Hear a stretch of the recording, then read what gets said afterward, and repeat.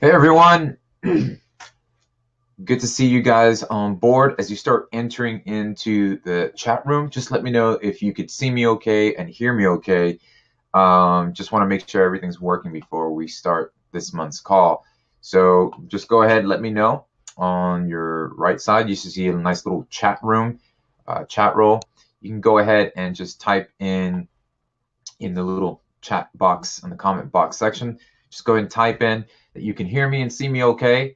And we'll give a little bit, we'll give a couple minutes for people to just, welcome themselves into the room, and we'll get started. So, all right, Jimmy, good to know that you can hear me. Andy, what's up?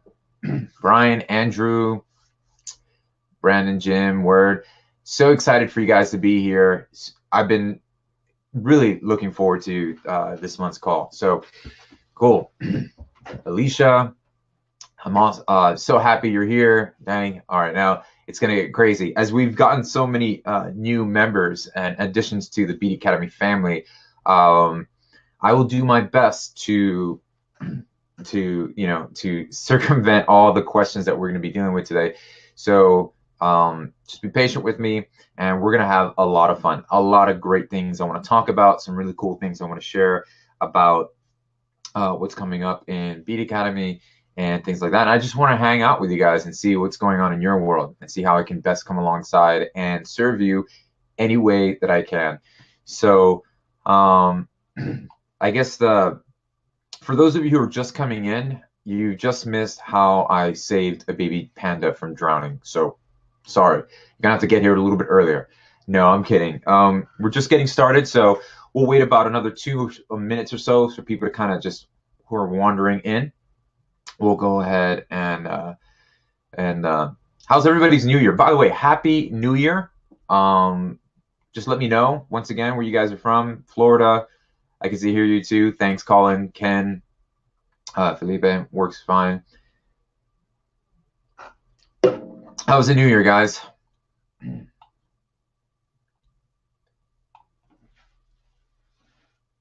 Okay. Dallas. We've got Iceland in the house. Arizona, Illinois, North Carolina, like a helicopter. New York. Brian says his New Year's was bitter cold. I'm sorry about that, Brian. Man's not hot. Man can never be hot, and I guess sometimes man could be too cold. So fine and dandy. Cool.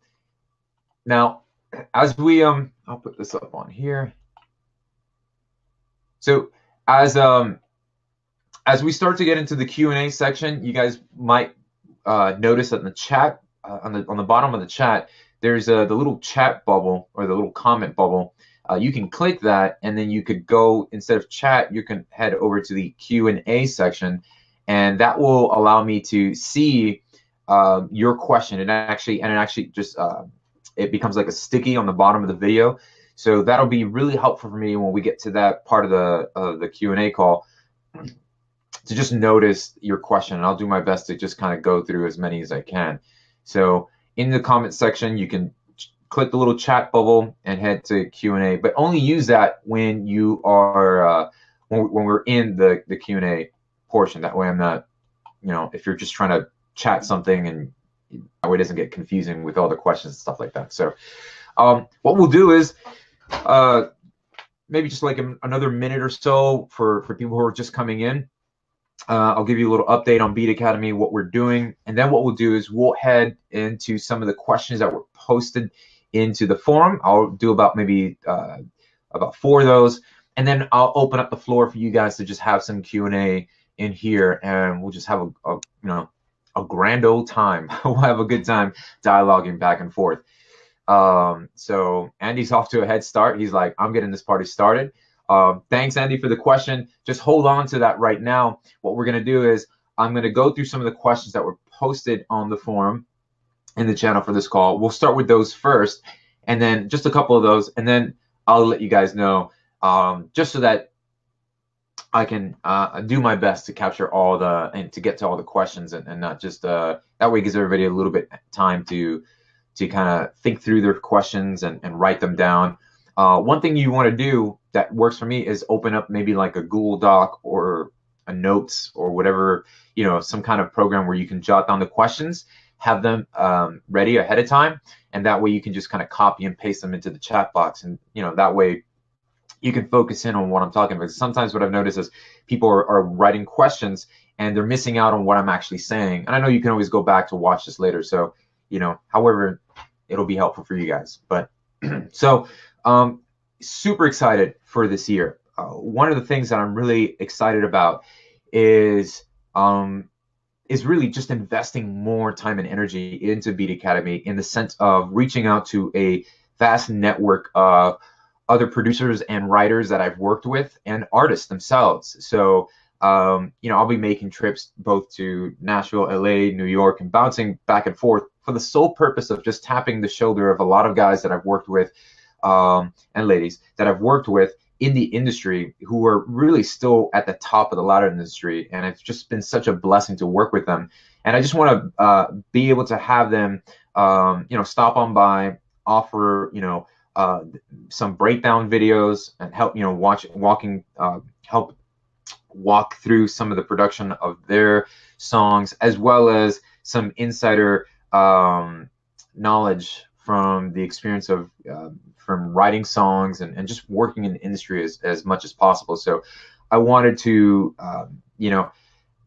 use that and be able to just use the network that I have for the advantage of everybody who is a member to Beat Academy, just because I believe in it so much.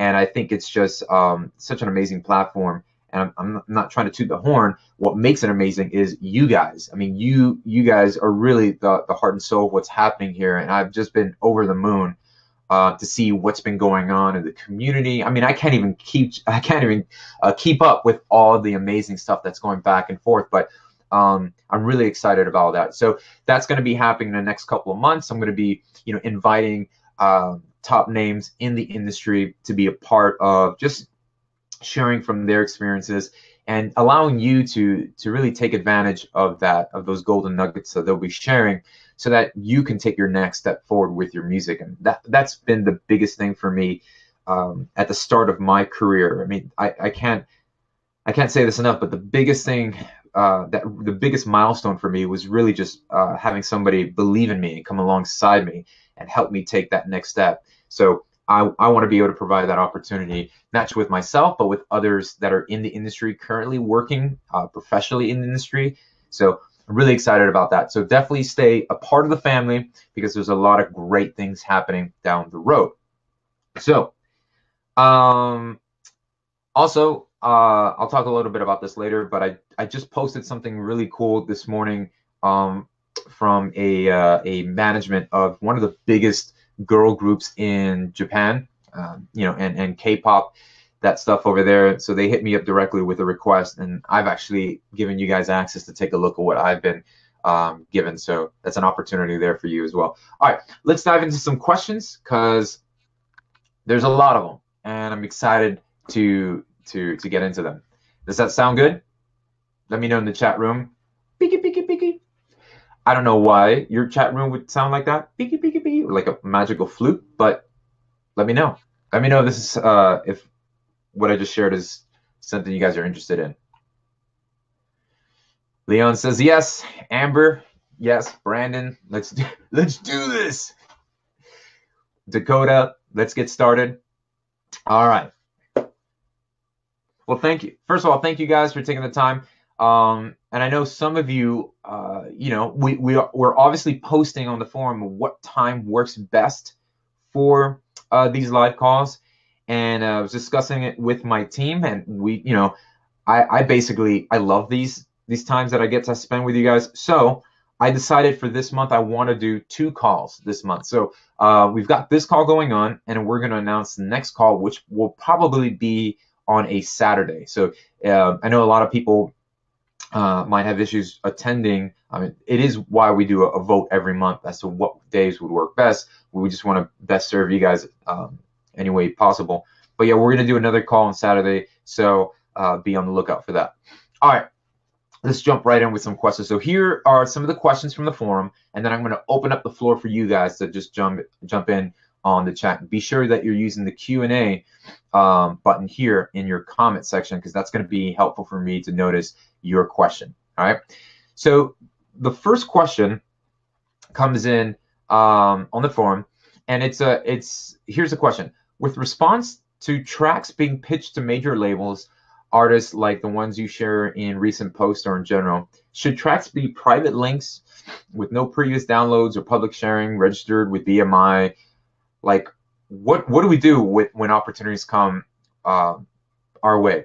So first off, you know, any request that I put on the forum, any request, whether it's major artists looking for opportunities or anything like that, or it could even be upcoming sync campaigns, maybe you know, Google's looking for music for their next Pixel phone and things like that, because I get hit up with that a lot. The best thing to do is just you don't need to go crazy registering stuff. It doesn't have to be registered with ASCAP or BMI or your performance rights organization from wherever you're at just to submit stuff. Just go ahead and submit it, because you having the track already is tangible enough to be weighed as copywritten, so that and the way it's going to work is I'm filtering the whole process. So if I find something that I really think will be a great contender, I'm going to privately link up with you and just tell you, hey, this is how we go to the next step.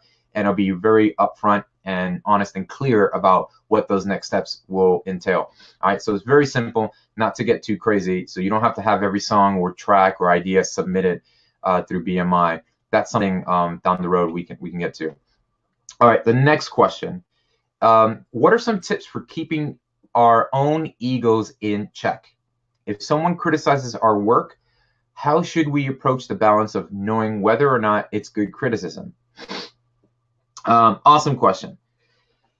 How much time do we get? I think one of the biggest tips for keeping our own egos in check is, first of all, that question alone is a great indicator that you're somewhat prepared to get your ego in check. And what I mean by that is, if you're not even questioning the fact that you have a struggle with criticism, you tend to get lost in pride, and that tends to that's when it sneaks up on you the most. For instance, if you're not aware that you have an issue with criticism, then you never actually make room for you to grow. And what I mean by that is, you're simply always in the heart of what you're getting at is, you become at the center and everything revolves around you. So when somebody comes alongside and tells you, hey, maybe you should add this or put some reverb on your story, you're like, no, I think it's fine the way it is. And basically what you're doing is you're asking for criticism so that people can pretty much give you a high five, so you would feel better about yourself. This is something I struggled with for so many years earlier on in my career, because nobody around me believed in me enough. So I thought I need to have Kanye West self-confidence, right? But it ended up hurting me in the long run. So the more you can become a teachable person, the more you can be easily molded, more like clay and less like cement, the lot farther you're going to become. So one of the practical things you can do is kind of choose about three or four things about the work you're doing that you won't compromise on. Like, you know, I love the beat, or I love the, you know, this thing, and just maybe just not firmly stand on them, but just say, okay, here are two things that, you know, I'm really comfortable with, and I'm open for all the other areas about this track to be criticized. Anyways, the best way to move along in this industry and to further your career is to be humble enough to have a teachable spirit. I definitely am. I have so much more to learn, even after the years of experience in this industry. So anybody who's closed off to thinking that they've got it all together, well, that's where you stop. Basically, what you're saying is, I don't need anything else. I'm already done. This is the end of the line for me. So I would encourage you to not have that, because you're going to be really shortchanging yourself. So I hope that makes sense. It's a great question, and that's going to be different for everybody. What headphones do you recommend for mixing and mastering? And could you give us a list of pop songs to use as references for mixing?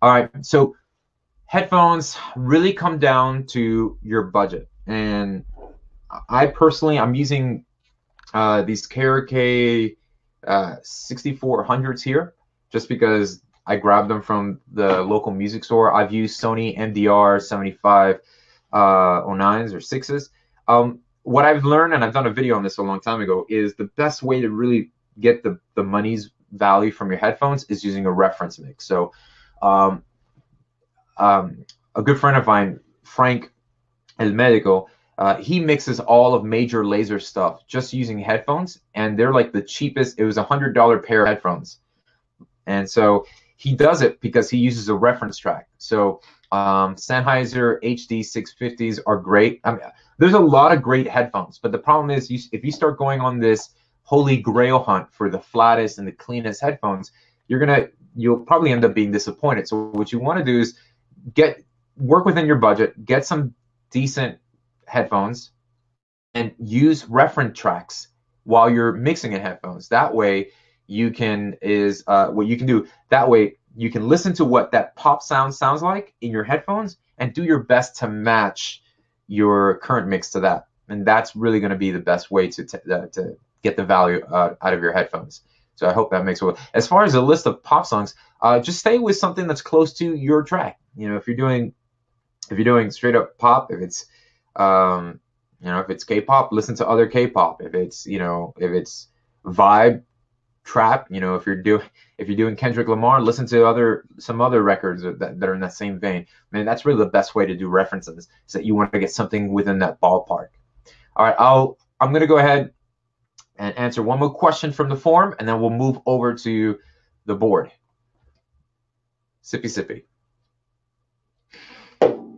Anyways, so here we go. So sometimes, here's another question. Sometimes I don't finish, sometimes I don't finish ideas that I originally thought were super cool because I listened to it over and over when working on ideas for the arrangement. Eventually I get sick of it and start doubting if it was even cool in the first place. First of all, let me know in the chat room if this ever happens to you. If you struggle with finishing ideas because immediately you thought they were really cool and then you get sick of it and you start doubting because you've been just listening to it over and over and over. And the question is there a better workflow or process you can suggest so I don't kill ideas simply due to listening to them on and on repeat? Thanks. Yeah, listen, that's going to happen all the time. And so I even get sick of some ideas when I work on them. I think the best thing to do is not necessarily, you got to come up with a process and realizing, I don't ever approach my beat making or my song production process with a goal like, okay, here's what I'm going to do. I'm writing a song about a panda who's lost her way or whatever. I'm not doing that. I don't know why I'm on the panda tip today. Just go with it. But what I'm saying is I don't usually go with a set focus in mind unless I'm working with an artist and we're just vibing, and that's something different. I'll talk about that in a second. But more importantly, when I'm getting carried away with the creative workflow, when I'm working on a beat, putting on bass line down, I want to make sure that I don't spend, the problem with that is you're spending a lot of time on the detail. Now, there's a difference when you're adding detail to the dominant idea. And what I mean by that is the dominant idea is here's a simple beat, here's a bass line, here's some chord progressions. Okay, let me get to the core idea, maybe a melody, specifically a hook melody or a chorus melody or a drop or a breakdown. Because the moment you can get to that point, then everything kind of gets solidified and it's easier to flush this out. And I go into detail about this in the songwriting and arrangement course. So you're more than welcome to hit that up as many times as you like. But basically, I strive to keep things bare, simple, until I get that great hook melody or that great bass line for the drop if I'm doing remixes or dance tunes. And when I come up with that, then it's okay for me to spend over and over on the details. If you start off tweaking a snare drum for 5 hours, yeah, you're pretty much going to hate it too. So, and plus, when I'm working in the studio with Sia or another writer, I can't spend 5 hours tweaking drums and things like that. So I need to just put something down, that it's in the general ballpark, and focus in on the core messaging or the core idea. When I get that, then I can go back and flush out that stuff. So that's currently my process right now. Even if it's a simple idea, I'll just throw it down. Yes, Felipe, I mean the catchy part of the track, the hook, the chorus. What's the overall vibe here? And that's what I'm getting at. So I hope that works. I hope that's helpful for you. Try to switch up your workflow to be like, here's the chord progression. Let me hum or sing something that I know is a catchy vibe. And then another thing you can do is implement collaboration. You know, a lot of your stuff that maybe you might hate by now, maybe a 8-bar riff or a 4-bar loop that you have, throw it in the Beat Academy collaboration forum, and you'll be surprised that somebody who will hear it for the first time will come up with fresh ideas. And there you go. That's the new spark of creativity that you need to. So I'm always inviting songwriters in here and whatever studio I'm at, and we're always vibing together. And that's pretty much how I work in the studio. Rarely am I making beats alone. I very much have other people involved so that I can kind of feed off that energy, and it keeps me focused on, I need to do something. I can't just spend 5 hours tweaking a snare. So I hope that helps. Let me know in the chat room if that makes sense. Now what we're going to do is give you guys some time to ask some questions. So go ahead and click on the chat room and choose the Q&A. And I'll start with Khaled. And let's see here. All right. So, okay, so Khaled is asking, I'm a singer from Argentina. Mucho gusto. What do you think is the best way to start collaborating with people from the rest of the world, especially the US? Well, because I'm biased, number one is you're in the right place, Beat Academy. Hit up the collaboration forum, start hitting up. We have some amazing, talented people in this community. So hit them up. Don't be shy. Let them know. And just start searching SoundCloud. Just start hitting people up that you're come across. You know, a lot of people tell me, well, you know, I hit people up all the time online, but I don't get an answer. That's going to happen. We live in a pretty big world. So just keep at it. Just keep swinging the bat, and you'll never know. You'll get one person to return and say, hey, this is cool. Let's link up. So, but the great thing about Beat Academy is that it's set up in a way that you already have walked in through the door. Everybody in this place wants everybody else to succeed. So that heart and that mentality is such a blessing to have. And I'm blessed for you guys to have that kind of mindset. So jump on the forum, get involved, and let's get some things popping for 2018. Dakota is asking, what is the best way to get demos heard by labels? Well, right now, honestly, when I drop an opportunity from the major labels, just send it there. If I think it's cool, if I think there's a lot of potential in it, I will personally direct you to the next step. But as a part from what we're doing in Beat Academy, the best thing you could do, the best possible way to get heard from labels, and I think we mentioned a little bit about this last call, is simply to have a product in place. And what I mean by that is get your demos, get your songs placed with an artist, or if you're the artist yourself, get it to a point where you don't want a label to be involved. And simply what that does is it builds the momentum that you need to move forward to building a fan base. And once you start building a fan base, you can go ahead and start nurturing relationships with those fans, and you start building a healthy tribe that'll support what you're doing as an artist. That's when labels are starting to get more attention. They'll be like, I like what you're doing, and we want to be a part of that. So just sitting there with ideas and rough cuts and beats aren't really going to get a label's attention unless you have a personal relationship with somebody that's working there, like a cousin, a really good friend, and you can play them some stuff. That's a different story. But for the majority, excuse me, of people, you're going to have to develop a product, develop something that the labels would want to be behind. So I hope that makes sense, Dakota. Let me know. Elisha, what's the fee for being a part of Beat Academy after the first month? Well, listen, I did not want this place to be something for the elite or the super rich. I wanted this to be affordable, and I wanted this to be an environment where you could truly thrive, all for the budget of like going out for a movie a month. So it's just $25. That's just on a monthly basis, and we have the option to do yearly as well. So You could email us at our email address, support@beatacademy.com. If you have any issues, or if you have any questions about that, just let me know. All right.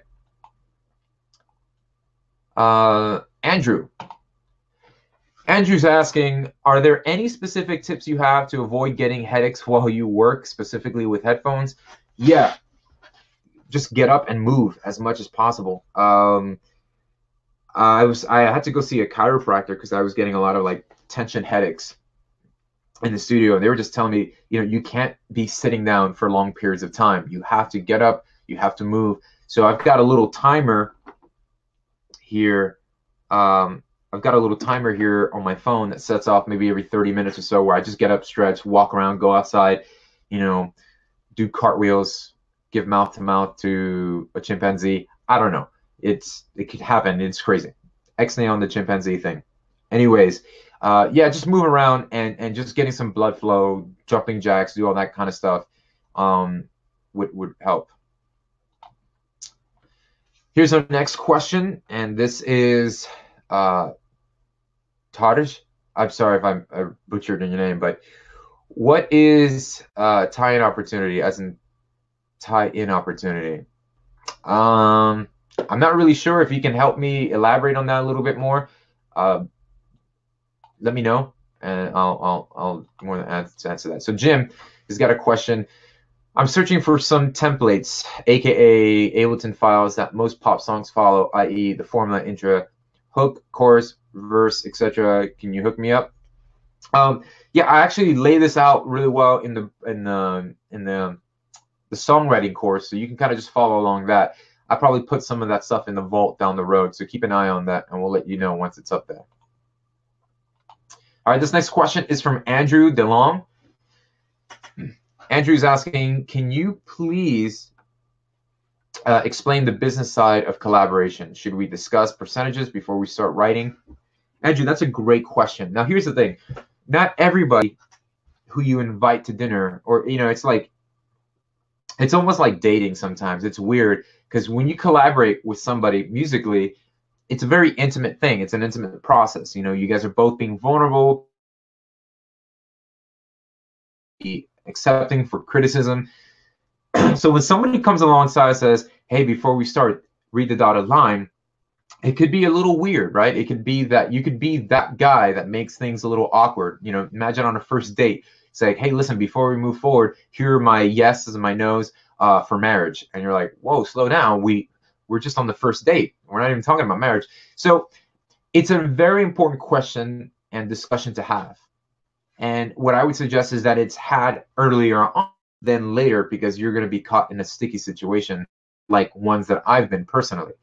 So after I've begun some of the writing process and things like that, I would actually take the time maybe after the session to discuss, hey, can we come up with a common ground as to how we splits? And most of the time people are like, hey, we can do 50-50. But if I really don't feel like that was the current situation, I would say, hey, I appreciate your offer for 50-50. I think the best move forward would probably be something like, and you bring up your number, whatever, So, but it's good to have that discussion and just work out, who's going to own the amount of percentages, and then you can go on the website songsplits.com and get all that stuff ironed out. And once that stuff's ironed out, it's so much easier to have that conversation later on than down the road. Is like, hey, somebody actually wants to use their song in a commercial, and we need to work out the splits. Now you're stuck, because now you might actually lose that opportunity to get the song in the commercial if the two of you can't agree on the simple splits. So I hope that makes sense. Excuse me. All right. So I'm going to take 3 more questions from the chat. I'll head to the forum, and then I'll do some jumping jacks, come back to the forum. So hold tight, guys. John is asking, I posted a pop song and had some views but no comments. Maybe I did not ask the right question, or the song really sucks. I'm sorry to hear that. That's probably not the case. What are some of the questions I should ask when posting a song to?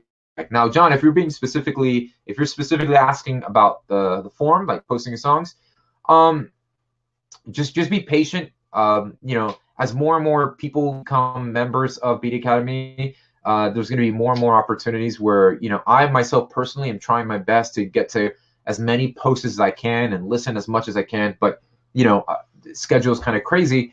So just be patient and maybe just try reposting it again. You can also try commenting on others and letting them know, hey, would you be more than willing to just check out what I've done on this other site? You could link to your other posts in our forum. So there's a little link icon. You could click that and just say, hey, you know, check this out. We'd love some feedback. So don't lose heart. I want to encourage you. That's not a pure reflection upon your song, because there's so many people coming from so many different walks of life and different spectrums. For that, we have people joining the community who are just getting started, who really don't know much about production, and then we have seasoned people who've been doing this for a very long time. So there's a lot that we can learn from each other. So don't take it personally. Just have a little bit of patience. You know, we're going to do the best we can towards one another. And I'll see. So Antonia's asking, should your demo be 5 to 7 tracks, more like an EP? If you're asking the demo as far as like to demo for shopping around for labels and stuff like that, I would focus on doing a body of work that you can be proud of and you can present, or working with an artist and presenting a body of work, then maybe 1 or 2 songs. But you know, that's going to be dependent on the current situation, whether you are the artist or you're working for another artist. So Reva, I think I hope I'm saying that right. Riva or Reva? Reva. Okay. How do I know which synth to use for what? Does it even matter? I'm learning to use Alchemy on Logic right now, but there are so many different ones. Yeah, I totally agree with you. There's so many freaking synths out there that it's kind of crazy. I've actually had to narrow it down to like my 3 go-tos. That would be like Massive, Serum, or even Silent. And I've been using a couple little external guys that I have lying around here in the studio. But really, it's just going to come down to training your ear to know what it is that you're looking for. If you're looking for lush pads, or you're saying, you know what would be good here is like some cool pads or something really lush, then you're going to be able to manipulate any synthesizer and then conform that to your vision for that song. So that's the goal of using any tool, any instrument. You know, it's like, which guitar should I use, right? Every guitar has a specific tone. You know, you can go from a Gretsch to a Gibson, a Les Paul to a Squier. They all have their individual tones, but the melody you're playing on them, or the riff, or the style that you're playing, is going to determine on the type of song that you're looking to write. So, you know, that's the same principle is applied to synthesizers. So what's cool about using a brand new synth is that you come across patches, you're like, whoa, that's a new sound to me, that's really cool and inspiring, and you could write songs based completely on those patches. So I am going to be bringing somebody on board who is an amazing sound designer, has worked with so many different companies and stuff like that, works with Ableton. So I'm going to bring them on board. They're going to be doing a exclusive sound designing course walkthrough for us that's going to be available in Beat Academy. So stay on board for that. Really excited about that. Okay, so wow, that's a lot of questions. Hold on, everybody. Whew. Oh no, I'm out. All right, let me answer some questions that were on the forum, and then we'll scoot right back to here. And I also want to hear from you guys your thoughts and your takes on Beat Academy so far. You know, where you know, how's it been for you guys? Has it been helpful? Has it been beneficial? Is it something that you are enjoying? Please let me know. Let's go to some questions that were on the forum, and then just hold off on writing questions right now. I just wrapped up Reva, so I'll go right back to you. I think the next question will come from Ramo. So just hold tight, everybody. All right. So someone's asking, I would love if you could talk more about finding the key of the track and how to use that knowledge with progressions. Okay. How to find the key of a song. there's so many things using music theory that you can do, but I'm really going to just break it down for the sake of time with this couple of things. Uh, Focus in on the bass line. And what you want to do is discover the pattern that the bass line is doing. So generally, like in pop music, the bass line will be playing the root note of each chord progression. And typically, sometimes, not saying all the time, but typically sometimes the bass note will start at the bottom, the bass tone or the bass note plays the root at the very first bar, and that root would normally be the one of that key or the one of that chord progression, letting you know that that's usually the key of that song. So what you can do is listen to the bass line and bring up a MIDI keyboard and just play around the MIDI keyboard until you've located that note. And then you're going to do this time and time again until you start developing your ear training. I'll post, I've done a video on this, especially geared towards remixing. So I'll post that in the forum to help you as well. Number 5, or from the forum, number 5. What books have you read that helped you as an artist / producer? Books. There's a lot of books. And mostly what I've been reading is I'm trying to read like at least a book a month or 2 books, a book every 2 months. But one of the most helpful ones, besides like, a lot of books that I've been reading lately have been books on, productivity, just being efficient, creating efficient workflows and things like that. This book here, The One Thing by Gary Keller, was really good. It's a simple read, but it's a really good book. And the whole basis of that book is basically focusing in on the one thing that you could do a day that if you did it would make everything else relevant or not needed to be done. And basically it helps refocus on what it is that you can do to get the most potential out of your current, time and things like that. It's great with time management, stuff like that. So a lot of my music production, a lot of my reading, besides fiction, and I do a lot of C.S. Lewis too. So I'm reading a lot of C.S. Lewis, a lot of theology stuff too. But I mix it up with a lot of that stuff as well. Tim Ferriss, Tool of the Titans, and things like that. So all those are really good reads. Let me just take a break. All right. Okay, so here's our next question from the forum. Given the need to explore alternative streams of income in music production today, how viable is producing and selling original sample packs these days?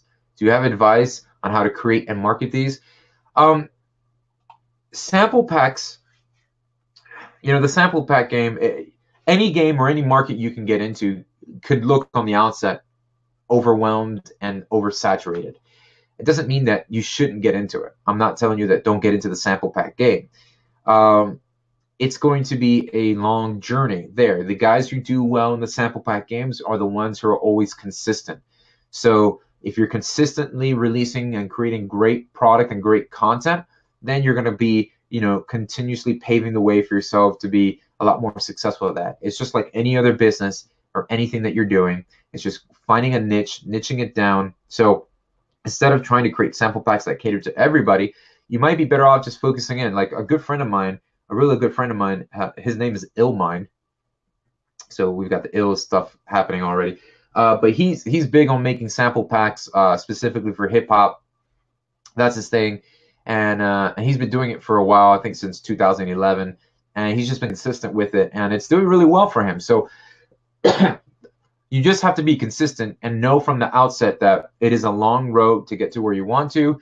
So here's my point. If you've got sounds that you're creating and you're putting them on the side, might as well just put them out there. It's not going to hurt you, right? So might as well have that out there while, what I'm saying is as you're focusing on creating, keep the same momentum, put something out every month, move on to the next project or whatever. So that way you have a good archive for people to choose from. And I hope that helps. All right, one more from the forum. Let's see. I love creating sampling. This is a good question. I love creative sampling. but the pain and potential cost of clearing samples has made me nearly stop sampling altogether. How do you go about sample clearance, and how do copyright laws work in the U.S.? All right. So I've seen this in the forum, and I've seen a lot of people chime in with really good feedback, sampling, and you know, as if you saw my breakdown video, I clearly just used that string from the Millie Jackson, and I sampled that stuff. I'm gonna take this back. When I was working with Timbaland, when he did Big Pimpin' with Jay-Z, he was approached. Big Pimpin' has a sample. It's actually a national anthem from a country somewhere in the Middle East. And the family of the person who composed that was suing Timbaland because he decided to sample that and not give any recognition. Now, here's my thought. Technically, yeah, when we wanted to sample James Brown saying, "Hit me," or "Yeah," for the Justin Timberlake Future Sex Love Sound for Sexy Back, we had to, I actually recorded Jimmy Douglas in the vocal booth saying, "You ready?" And what I did was I sampled it and I pitched it up on my keyboard. And that's what we ended up using because technically we weren't able to record James Brown saying something like, "You ready?" Because by law, you had to get that cleared. So here's the reality. You can replicate stuff, you can re-record stuff, but when you're at that status of like a Timbaland status where there's a lot of spotlight on you, everything gets combed with a fine tooth. So anything you're doing, you better make sure that you've got your I's dotted and your T's crossed. Now, at the current level that you're at right now, and I'm not saying that you're at the bottom, Tove, what I'm saying is if you're at a level in which you're not getting mainstream spotlight, such as Timbaland, then if you can take a vocal sample, tweak it, reverse it, manipulate it to the point where no attention is derived to you, then, you know, nobody's going to be knocking on your door, chasing you down, and asking you to clear.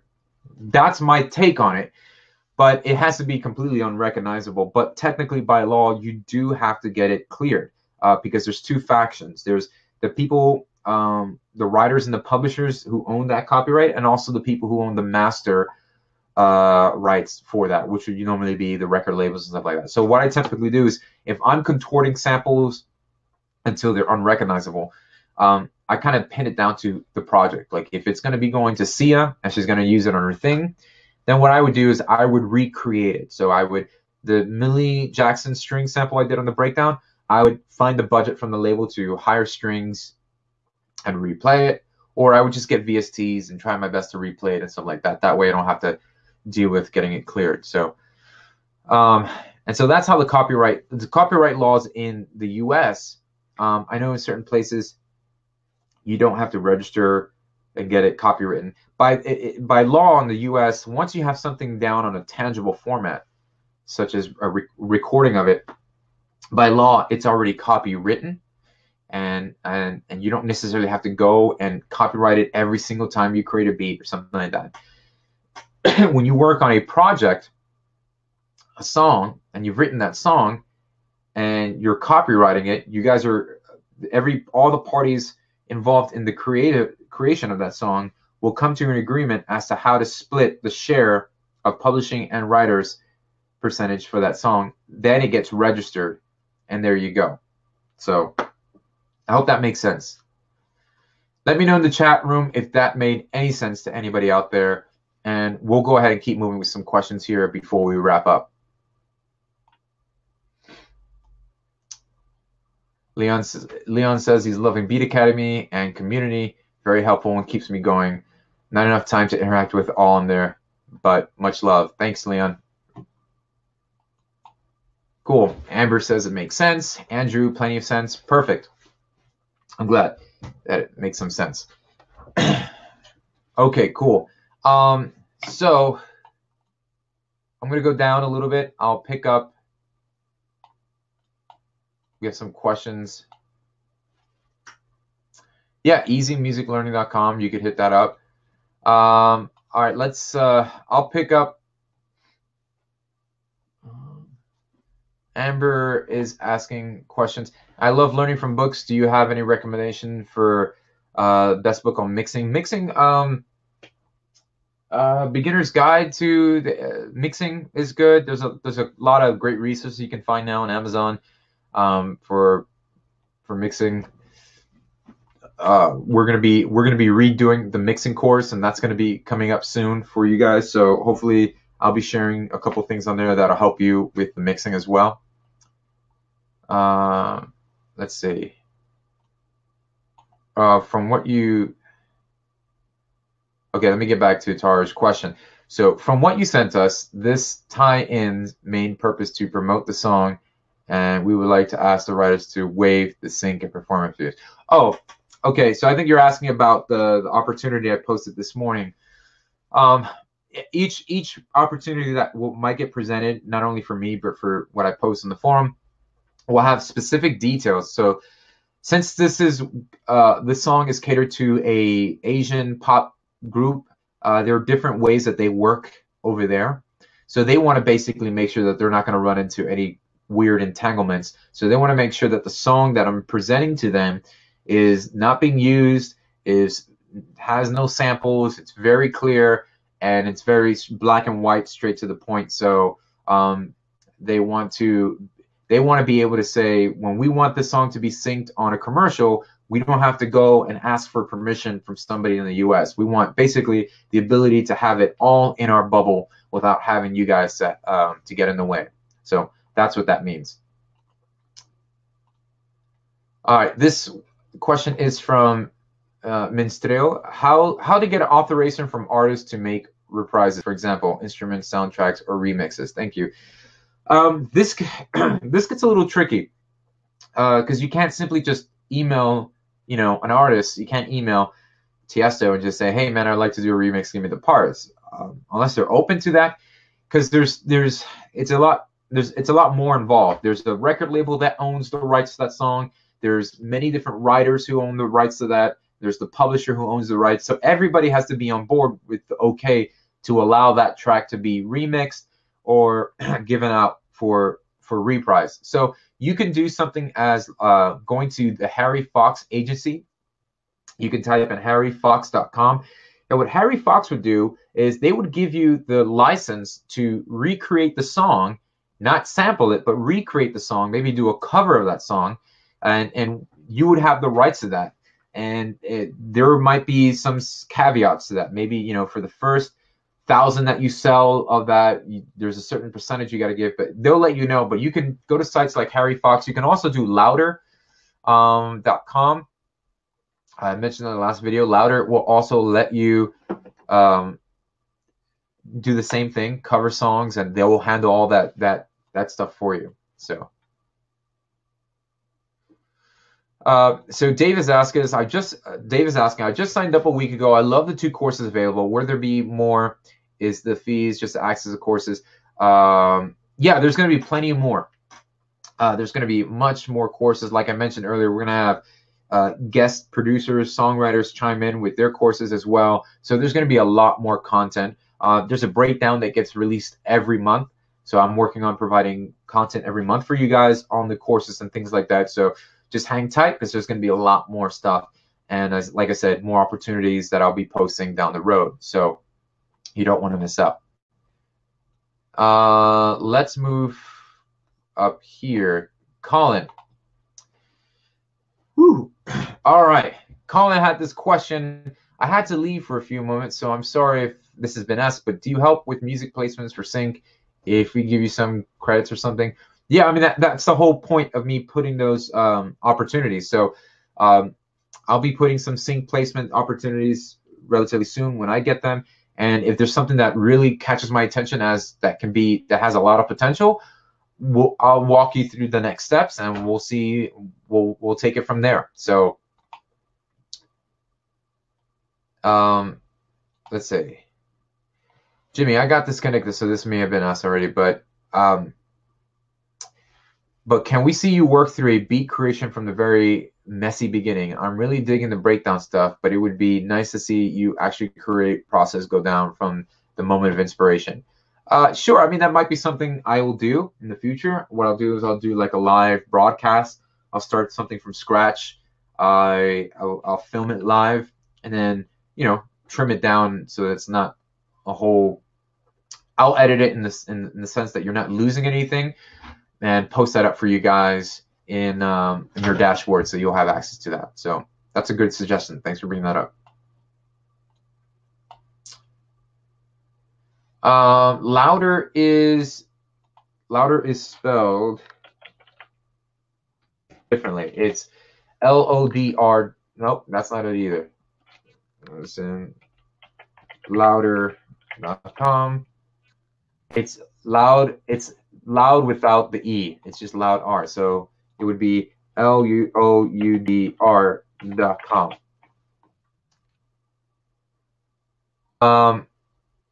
Oh, just go ahead and post everything within the forum, or you could message there. That'll be the best way to do it.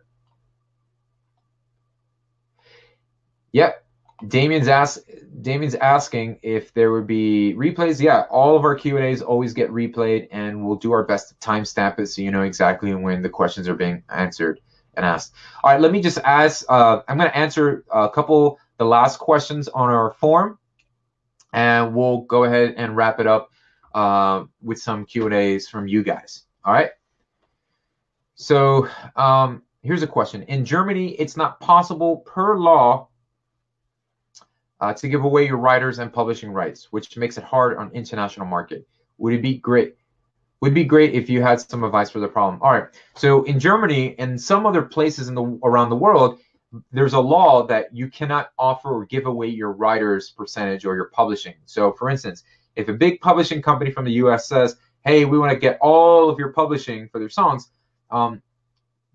you would have to work that out. There's specific laws and lawyers who can make contracts to work all that out. But what you can do is, if you come across an opportunity and you live in Germany or that part of the world where you can't share some of your publishing, then what you can do is you can negotiate on the master right. You can say, hey, listen, I'll give you 50% of the master usage if you can get this song on a commercial or something. So there's always a way to negotiate with the master rights because that deals towards the recording.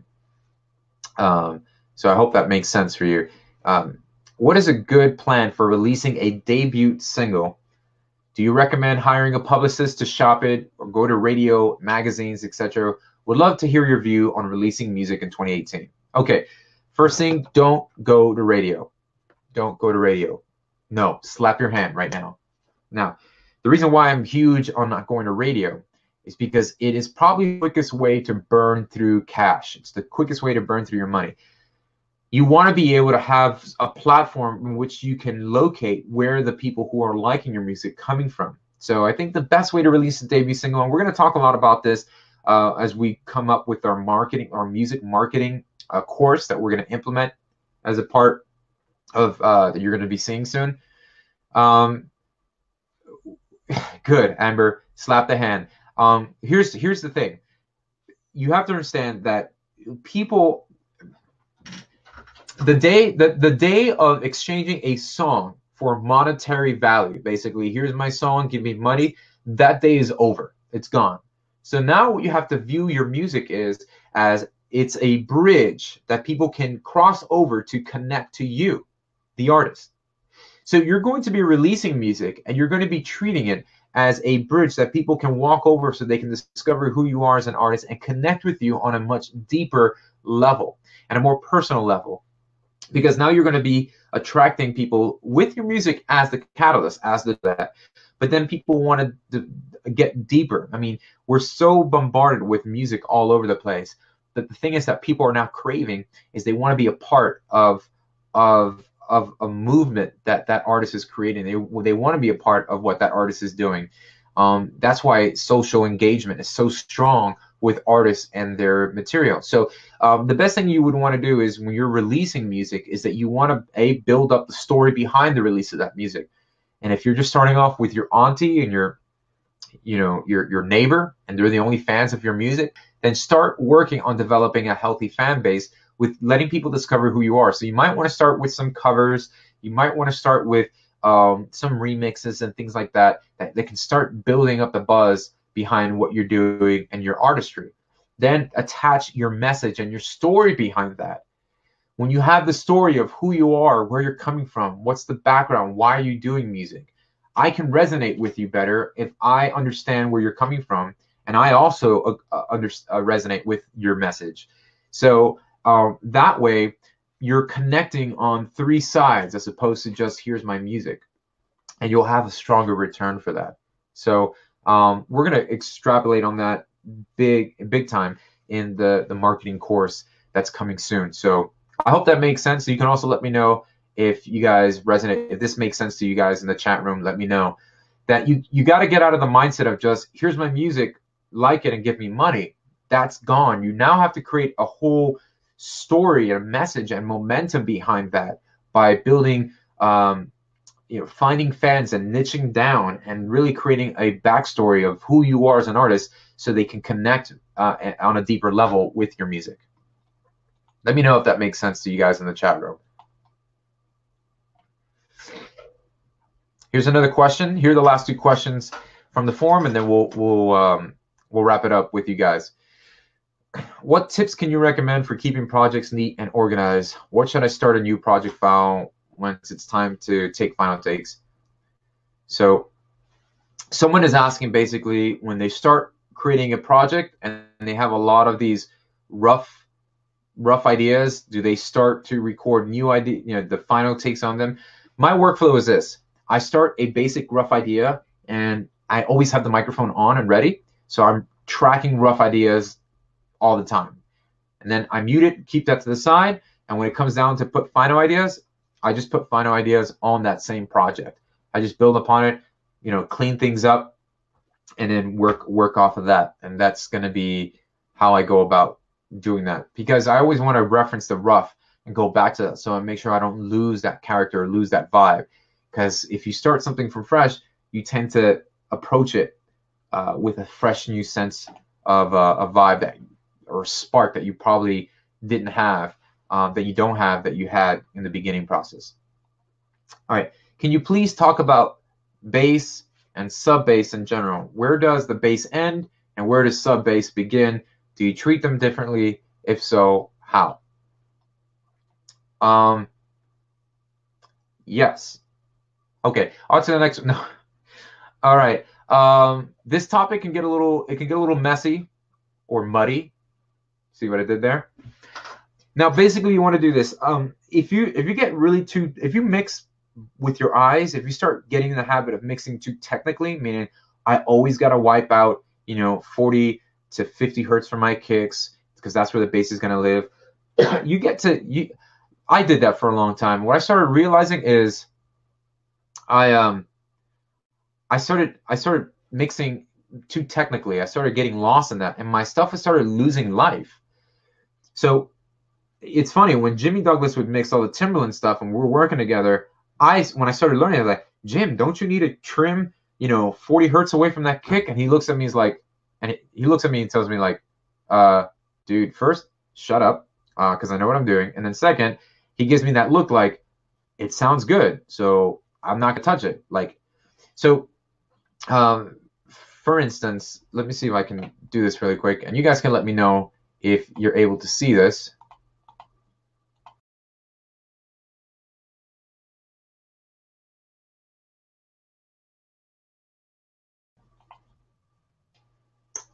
Let me just lower the volume. But here I have a kick, and you can see that the kick has a boost, like it really quickly, it peaks at like 50 hertz, right? And then I have this 808, this huge 808, and I know you might not be hearing anything. I just don't want your speakers to blow anything right now. But what I'll do is I'll just creep the volume up a little. See. And I have this 808 right here. Now the 808 is living in the same spot as the kick, roughly. I mean, you get 60, and then it goes down to 50. So now because the 808 has more sustained notes, and my kick drum is, just really quick, and it's not being sustained there, I don't mind the So I'm not trying to get too take, because then what happens is that kick acts like a really quick boost. It just like gives a nice little punch to that sub. And then what I do is I do a lot of sub, side chaining so that the sub will get out of the way of the kick and then the sub will come back up. So I do some of that to help, but you want to just keep in mind that if you start to hear a lot of muddiness happening, then that's when you become surgical and you go back and you be like, okay, the kick is just way too muddy down here and I need to trim a little bit of that fat and let the sub live there. So anywhere from like 40 to 60, that'll be like your sub, and then from 60 and beyond, you can get that from the kick. But I say just find the right sounds, the right kick. It also depends on the genre too, and the music and how minimal and the instrumentation. How much low end do you have in there? Do you have other instruments that are living down there? So I'm going to get more in depth about this in the mixing course. So there'll be a lot more in-depth talk about that down the road. So stay on board so you can check that out, and I'll get that. All right, so let's wrap up with a couple questions here. I'll scroll down. Felipe has a question. Hi. I was contacted by a guy called Johnny Vieira. He says he was like a producer from LA, and he's asked me $195 for using his relation for songs placement. Should I trust him? Do you know him? Okay. Whew. I don't personally know. I don't know the guy, so I never heard of him. Here's the deal. When anybody, understand this, guys, when anybody's making a quick promise to say, give me money and I will get you placement, that's just not true. That can never happen unless they're entirely in control of the placement platform, meaning that they are the music supervisor for a film and they know for a fact that they are putting your song on a film. I just recently did music for a film. It's called, it's for the movie, the remake they're doing for Overboard, whatever. But anyways, I was doing music for that. And because I know the music supervisor, and I was working with the director and the music supervisor, I knew that I had a higher chance of getting that stuff placed in the song, in the movie. Now, when somebody's waving the carrot in front of you saying, if you give me $200, or now there are some justifiable services. There are, services that if you pay monthly, they will put your songs on a rotation or a catalog. This is how it works. Give me your song. I'll put it in a catalog, and when somebody's asking for music for a sync or a commercial or a film, I show them my catalog. I'll rummage through it, and I'll say, oh, this guy's song. But it's not a for sure thing that it will get placed. None of this stuff is personal. I mean, I've been going about offering stuff for sync for like almost 17 years, and I've only gotten maybe like a handful of them placed. So it's you could deliver exactly what the people want for their commercial, but at the end of the day, they never end up using it. So unless this guy is truly going to confirm that and refund your money, that he gets a placement in a certain amount of time, let's say like in 2 months he'll get a placement, then I would stay clear from anything. Those are red flags for me when somebody's saying, hey, give me $200 and I'll get your stuff placed on TV. Because there's no for sure way that you can put stuff on TV unless you have a tight, close-in relationship with that. So that's my take on that. So be very wary about that. What you can do instead is says, hey, waive the $195. I'll give you exclusive rights for 3 months to shop my stuff. Okay, shop my stuff, and we'll split the master rights. So let me give you a scenario. Let's say this guy lands your song on a movie, and the budget for that song to be on the movie is $1,000. So then you tell him, hey, we'll split the $1,000 because $1,000 has to get split. 500 goes to the guys who own the master, and 500 goes to the guys who own the publisher. So you'll keep the publishing $500, and then you'll split the $500, $250 for you, and then $250 for him. So he would make more money if he did it that way, anyways. Yeah, it just sounds a little shady to me. So just be very careful with that. And if you guys have any questions about decisions that you need to be making, look, post them in and let me know in Beat Academy, okay? That's why I created this platform. I really want to help you the best way I can. So, Felipe, let me know if that makes sense. Let me know if that helps. And I'm going to do about 2 more questions, guys, and then we'll go ahead and wrap this up. Excuse me. My thesis is asking how to know the key of a recorded vocal. I'm new to singing, so don't know the tones I sing in. This is going to be tricky. If you've gotten an a cappella and you have no idea the key of the song, and you can't find the original song to listen to it to find the key, it's going to be very tricky. What you're going to have to do is find the dominant tones that this person is singing. Sometimes when they start the song, they could start on the 1 or the 3rd or the 5th. So what you would do is play the note that that person is singing, and then see if that's the 3rd of a C major chord, which would be E, play a C, E, G.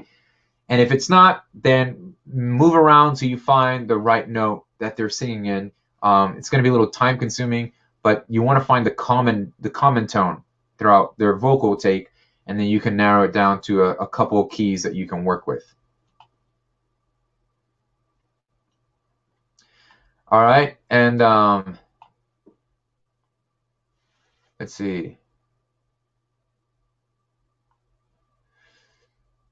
Yeah, Felipe is mentioning that he continued. Yeah, and look, like I said, I don't know the guy, so I'm not gonna shoot the guy down. You know, it's just it comes off a little sketchy when somebody's saying, "Hey, man, give me some money and I'll get it placed." Just have a discussion with him. You know, listen, I get hit up with guys. You know, I work with people very high up in the industry, and they don't come up to people and ask them, give me $200 and I'll get it placed. So.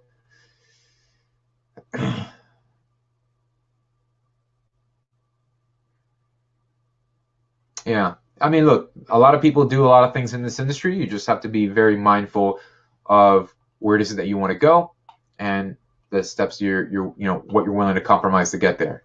That's all I can say. All right, guys. So let me know in the chat if you thought this was cool. I know many of you this is your first time in the live Q&A call. Let me know if this was beneficial, if this was something helpful, if you enjoy these things as much as I do. Let me know in the chat room. We're going to be doing 2 calls this month.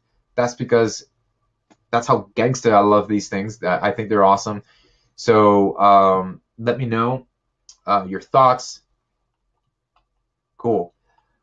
Something I have in mind, I'm also going to be introducing a couple people from publishing companies and things like that, and there will be guests in these Q&As, and I'll let you know ahead of time so you can prep questions for them and that we can kind of interview them and just have them chime in as well.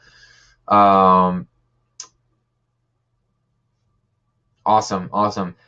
You got JJ. It was 3 a.m. in Tokyo. Thanks, JJ, for being awesome and jumping on board, staying up late.